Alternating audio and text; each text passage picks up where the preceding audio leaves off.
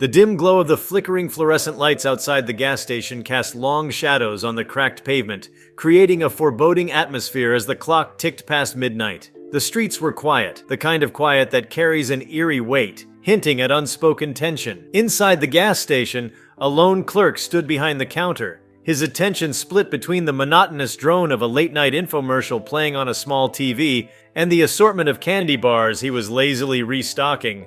Little did he know, the silence was about to be shattered. Before we start, smash the like and subscribe buttons for more updates. A man stepped out of a battered sedan parked a few yards away. His face was hidden beneath the hood of his sweatshirt, and his hands were shoved deep into the pockets. His movements were hurried yet deliberate as he approached the entrance. The door jingled as he entered, and the clerk looked up briefly, offering a perfunctory nod before returning to his task. The man moved quickly through the aisles, glancing nervously at the security camera mounted in the corner. He paused by the refrigerated drinks, pretending to browse, but his breathing grew heavier as he calculated his next move. Finally, he made his way to the counter, pulling out a handgun from his pocket. "Empty the register," he demanded, his voice shaking but resolute. The clerk froze, his eyes wide with shock. "Please, man, I don't want any trouble," he stammered. "Just do it," the man barked, slamming the gun on the counter for emphasis. The clerk's trembling hands fumbled with the cash register, the sound of bills being hastily stuffed into a plastic bag, the only noise breaking the tension. From the corner of the room, a voice spoke with calm authority. "That's enough." Both men turned to see a tall, imposing figure standing near the coffee machine. He was an older man, probably in his late 50s, with a lean but muscular build. His skin was the rich, deep brown of a man who had spent much of his life outdoors, and his eyes were sharp, reflecting years of experience and hardship. He wore a faded military jacket, its patches a testament to his service, and his demeanor radiated an unshakable sense of confidence. "Mind your business, old man," the robber snarled, turning the gun in his direction. The veteran didn't flinch. Instead, he took a slow step forward, his hands raised in a gesture of peace. "You don't want to do this," he said evenly, his voice steady as steel. "Think about what you're doing and the life you're about to throw away." The robber hesitated, the gun trembling in his grasp. The weight of the situation seemed to hang heavy in the air as the veteran continued speaking, his tone firm but not unkind. "I've seen men make choices they can't take back. I've seen what it does to them, and I don't want that for you. Whatever brought you here, there's a better way out." The clerk, still clutching the bag of cash, watched the exchange with bated breath. The veteran took another step forward, his hands still raised. "Put the gun down, son," he urged. "Let's talk about this." The tension in the room was palpable as the robber's eyes darted between the veteran and the clerk. His finger hovered over the trigger, and for a moment, it seemed like the situation could go either way. Then something in the veteran's steady gaze seemed to reach him. Slowly, almost reluctantly, the robber lowered the gun. "Slide it over," the veteran instructed, his voice never wavering. The man complied, pushing the weapon across the counter. The clerk quickly snatched it up and placed it out of reach, his hands shaking as he dialed 911. The robber sank to his knees, his shoulders sagging with the weight of his actions. Tears streamed down his face as the veteran approached him, placing a reassuring hand on his shoulder. "You did the right thing," he said quietly. "That takes courage, too." When the police arrived, the veteran stayed by the man's side, speaking to the officers on his behalf. He explained the situation, emphasizing the man's decision to surrender peacefully. The officers were wary but respectful, recognizing the veteran's authority and the role he had played in defusing the situation. As the robber was led away in handcuffs, he turned to the veteran, his voice choked with emotion. "Thank you," he said simply. The veteran nodded, his expression unreadable. "Take this as a second chance," he replied. "Make it count." In the days that followed, the story spread like wildfire. News outlets picked up the tale of the gas station robbery that had been thwarted not by violence, but by the courage and wisdom of an aging war hero. People were captivated by the image of the veteran, standing firm in the face of danger, and the robber, a man on the brink, finding redemption in an unexpected moment of grace. But for the veteran, it wasn't about the accolades or the attention. It was about the simple belief that people are capable of change, even in their darkest moments. He had seen the worst of humanity during his years of service, but he had also seen its best. And on that fateful night, he had chosen to bet on the latter. The gas station became something of a local landmark, a symbol of hope and second chances. The clerk, once a timid young man, found new confidence in himself, inspired by the veteran's example. As for the robber, He spent his time in jail reflecting on his choices and the man who had given him a second chance. When he was released, he reached out to the veteran, determined to turn his life around. The two formed an unlikely friendship, their bond a testament to the power of compassion and the belief that even the most wayward soul can find its way back. The veteran, whose name was revealed to be Samuel Brooks, became a quiet hero in his community. He never sought recognition for his actions, but his story inspired countless others to look beyond fear and prejudice, to see the humanity in those who might otherwise be dismissed as lost causes. Samuel Brooks's quiet heroism extended beyond that night at the gas station. His story, while celebrated, was just a glimpse of a life lived with conviction and purpose. The attention his actions garnered brought new connections and opportunities into his life, reshaping not only his world, but the lives of those around him. The ripples from that single encounter grew into waves of change, as people from his past and present came forward, each touched by his steadfast belief in the power of redemption and second chances. In the weeks following the incident, Samuel found himself approached by individuals seeking his wisdom. Some were veterans like himself, grappling with the trauma of wars fought overseas and the battle to reintegrate into society. Others were everyday citizens, inspired by his courage and drawn to the quiet dignity with which he carried himself. He became something of a mentor to those who were struggling, offering advice and guidance without judgment. One day, Samuel was approached by a young woman named Tasha, who worked at a local community center. She had read about his story in the newspaper and was struck by his ability to connect with the robber that night. Tasha ran a program aimed at helping at-risk youth, but she was facing challenges in reaching the most troubled kids. She invited Samuel to speak to a group of teens who had been caught in cycles of crime and violence, hoping his story might resonate with them. The day he arrived at the center, the atmosphere was thick with skepticism.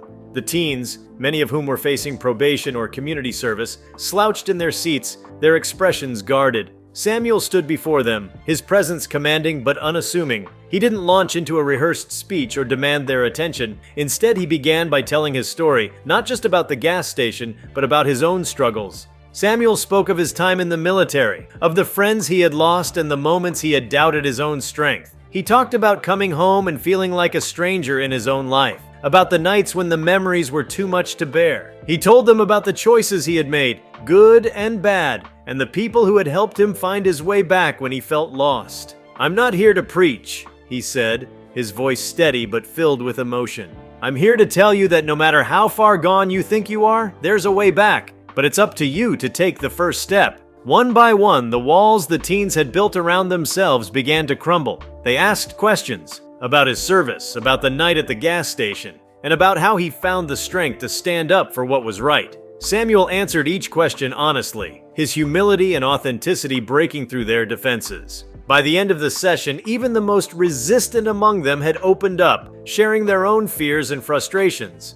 After that day, Samuel became a regular at the community center. He worked closely with Tasha, helping to design programs that addressed not only the immediate needs of the youth, but also the underlying issues that led them down dangerous paths. He introduced mentoring sessions, job training initiatives, and even a storytelling workshop where the kids could express themselves through writing and art. One of the teens, a boy named Marcus, stood out to Samuel. At 16, Marcus had already seen more than his fair share of hardship. His father was in prison, his mother worked 2 jobs to keep the family afloat, and he had fallen in with a gang for a sense of belonging. When Samuel met him, Marcus was teetering on the edge, torn between the pull of the streets and the faint hope of a better future. Samuel took Marcus under his wing, spending hours with him outside of the center. They worked together on his schoolwork, talked about life, and even spent time fixing up an old motorcycle Samuel had in his garage. For Marcus, Samuel became the father figure he had always longed for, someone who believed in him,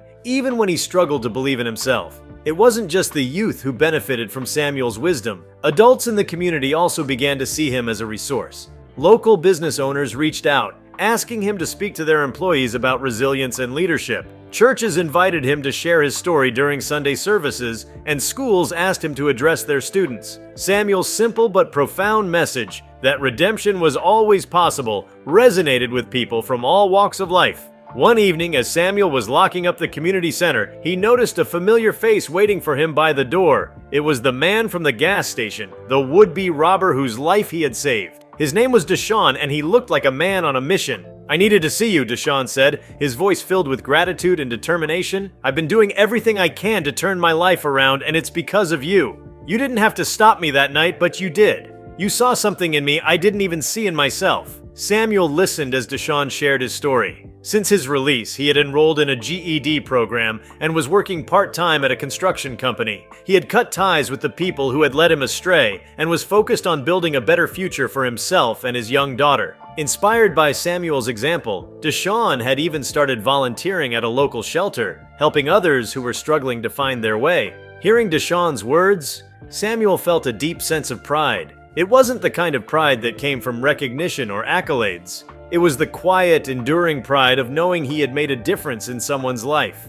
He encouraged Deshaun to keep going, to stay focused on his goals, and to remember that every step forward, no matter how small, was a victory. As time went on, Samuel's impact continued to grow. He started a nonprofit organization called Second Chances, dedicated to helping individuals reintegrate into society after incarceration, military service, or other life-altering challenges. The organization provided mentorship, job training, and counseling, creating a network of support that extended far beyond the gas station where it had all begun. Samuel's efforts didn't go unnoticed. He was honored by the city for his contributions to the community, and his story was featured in a national documentary about unsung heroes. But for Samuel, the greatest reward was seeing the lives he had touched flourish. Marcus graduated high school and earned a scholarship to college, where he planned to study social work so he could help others like himself. Deshaun became a supervisor at his construction job and continued his volunteer work, becoming a role model in his own right. Even as Samuel's influence grew, he remained the same humble man he had always been. He still lived in the modest house he had owned for decades, still rode his old motorcycle on sunny afternoons, and still found joy in the simple pleasures of life. His legacy wasn't in monuments or awards, but in the lives he had changed, the hope he had inspired, and the belief he had instilled in others that redemption was always possible. Years later, long after Samuel had passed, the community gathered to honor his memory. A mural was painted on the side of the gas station where it had all begun, depicting Samuel in his military jacket, standing tall with a look of quiet determination. Below the mural were the words he had spoken so many times: "No matter how far gone you think you are, there's a way back." Samuel Brooks's story wasn't just about a single moment of courage. It was about a lifetime of choices that reflected his unwavering belief in the goodness of people. His legacy lived on in the countless lives he had touched, a testament to the enduring power of compassion, courage, and the belief that, even in the darkest moments, there is always a glimmer of light. Samuel Brooks's life was a living testament to the power of resilience and the potential for transformation. But his journey didn't end with the ripple effects of that gas station encounter. Each day brought new challenges, new faces, and new opportunities for Samuel to make a difference. Though he was becoming a figure of inspiration within his community, Samuel himself never saw his actions as extraordinary. To him, the principles he lived by were simple: listen, act with compassion, and always choose to help. One particularly transformative chapter of Samuel's life began when a local philanthropist, inspired by his story, offered to fund an expansion of his nonprofit, Second Chances. The grant came with one condition: Samuel needed to create a program specifically tailored to veterans struggling to reintegrate into civilian life.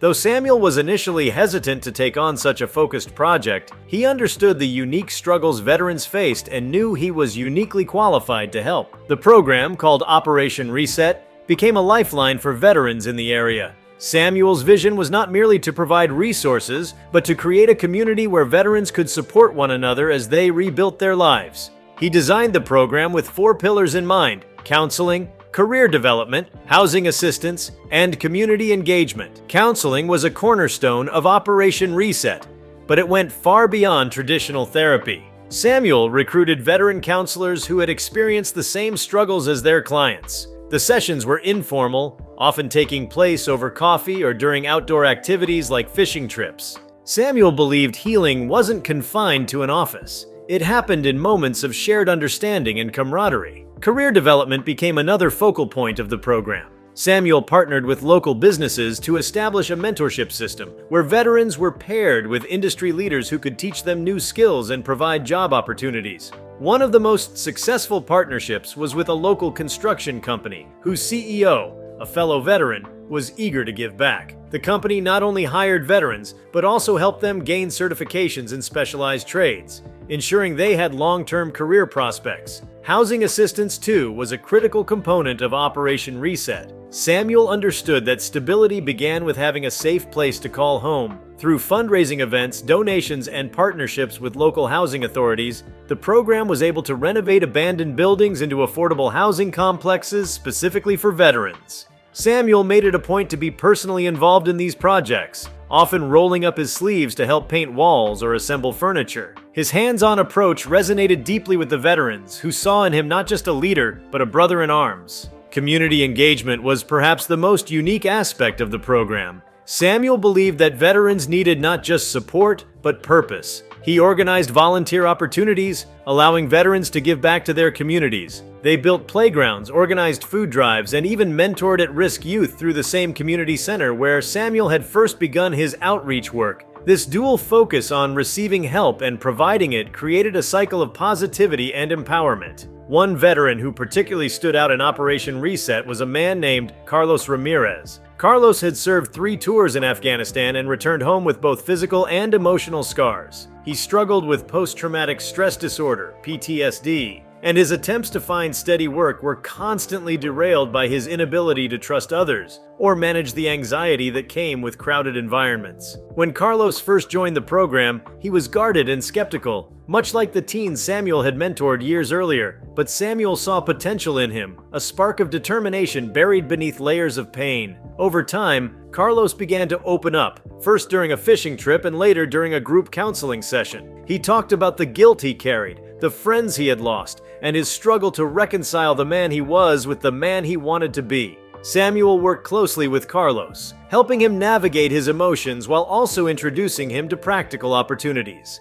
Carlos took part in the construction training program and quickly excelled. His natural leadership abilities emerged, and before long he was leading a team of veterans on a housing renovation project. The experience gave Carlos not just a career, but a renewed sense of purpose. He became one of Operation Reset's strongest advocates, speaking at events and even lobbying for increased support for veteran programs at the state level. Meanwhile, the youth mentorship program Samuel had started continued to flourish. Marcus, the young man Samuel had mentored during his early days at the community center, returned to the neighborhood after graduating college. Inspired by Samuel, Marcus became a social worker and eventually took over as the director of the community center. Under his leadership, the center expanded its services to include mental health resources, financial literacy workshops, and a new initiative aimed at reducing gang violence. Samuel and Marcus's bond grew even deeper as they worked side by side. Samuel often joked that Marcus was the son he never had,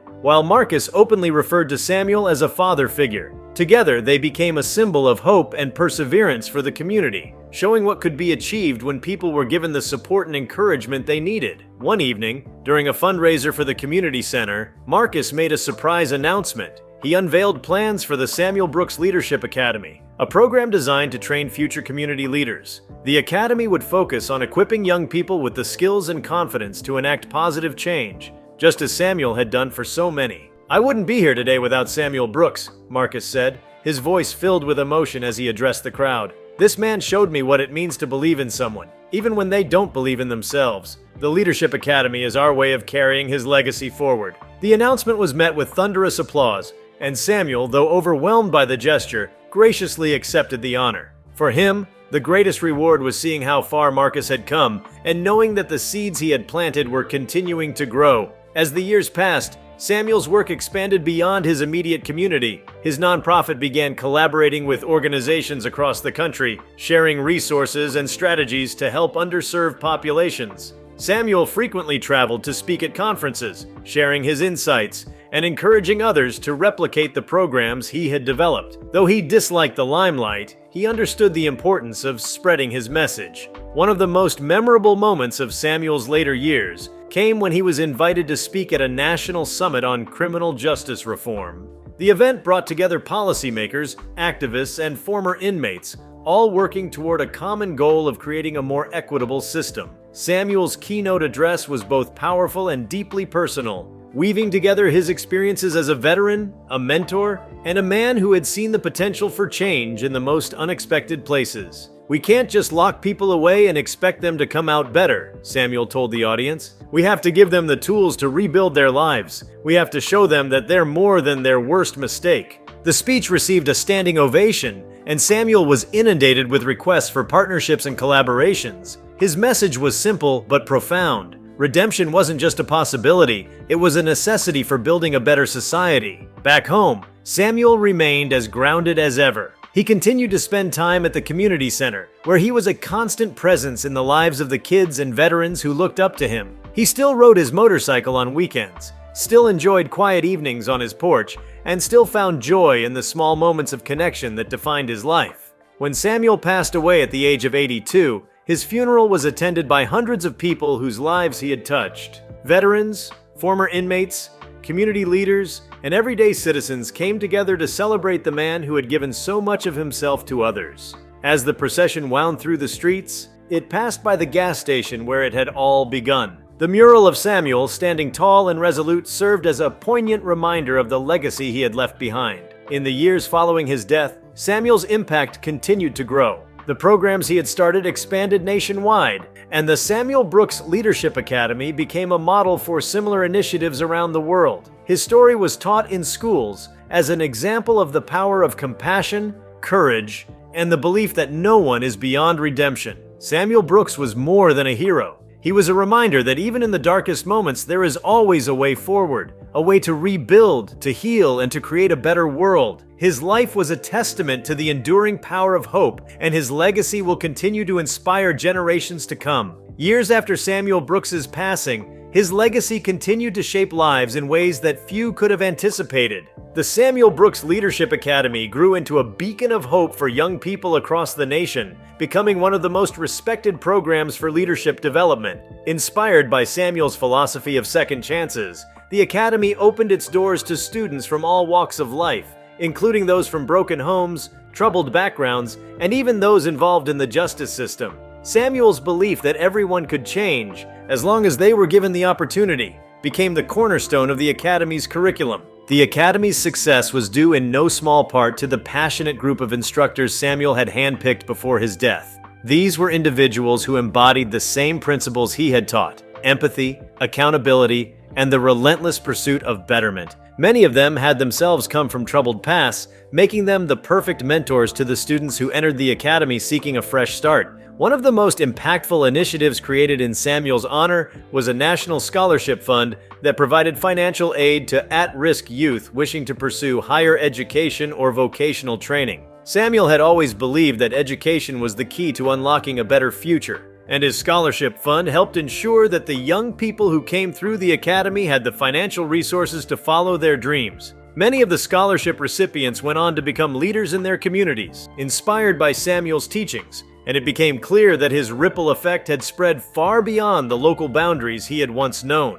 The Second Chances program, which Samuel had pioneered for veterans, became a national model as well. After his death, many of the people he had mentored stepped into leadership roles within the program, continuing to offer support to veterans who were struggling to adjust to civilian life. The program expanded to include mental health counseling, job training, and life skills workshops tailored specifically to the unique needs of military personnel. Carlos Ramirez, once a participant in Operation Reset, now became the program's national director. Under his guidance, the program gained recognition for its success in reducing homelessness and unemployment among veterans. Carlos made sure that Second Chances adhered to Samuel's original vision, that veterans should be treated with dignity and respect, and given the tools they needed to succeed in the civilian world. In the community Samuel had called home, the impact of his work remained tangible. Every year, a celebration was held in his honor at the community center where both past and present program participants shared their stories of transformation. The event became a reunion of sorts, where people who had once felt lost found strength in knowing that their struggles were shared and that their lives had meaning. The gathering was always filled with emotion, as people reflected on how Samuel had guided them through some of their darkest times, offering them a path to the light. Though Samuel was no longer physically present, his spirit remained alive in the hearts of everyone whose lives he had touched. His story continued to inspire countless individuals to rise above their circumstances, to believe in the possibility of change, and to never give up on their dreams. As the years passed, the world Samuel had helped build became a place where hope thrived, a place where second chances were more than just a possibility. They were a promise. Through second chances, the Samuel Brooks Leadership Academy, and the countless lives transformed by his belief in redemption, Samuel's influence lived on. And in the quiet moments, when his former mentees sat in their homes or reflected on their journeys, they remembered the man who had taught them that,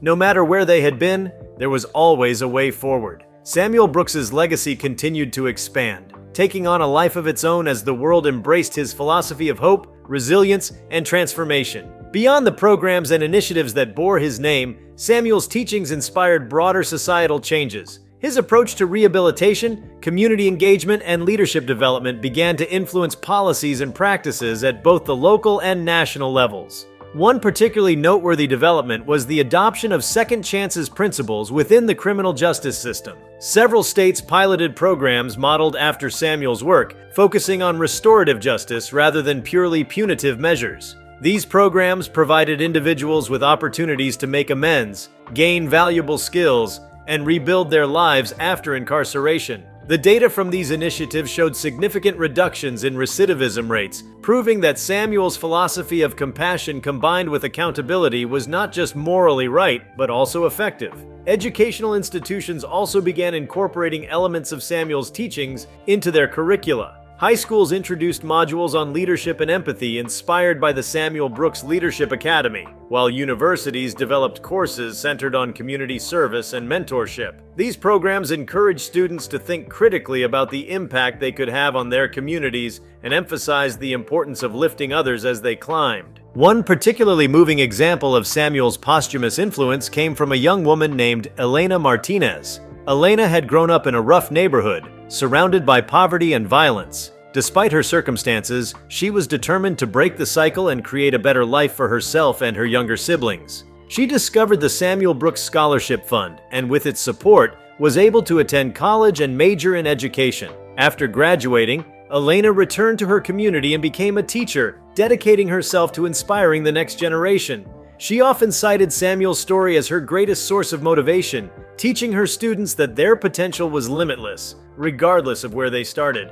Meanwhile, Samuel's emphasis on community engagement led to a new wave of volunteerism. Across the country, people who had been inspired by his life began forming local groups dedicated to addressing issues such as homelessness, hunger, and access to education. These grassroots movements, often led by individuals who had benefited from Samuel's programs, became powerful agents of change in their own right. If you liked this video, please give it a like and subscribe to our channel. Also, leave your comments below and tell us, what are your thoughts on the man's actions at the gas station? We want to hear from you. Thank you for watching, and see you next time.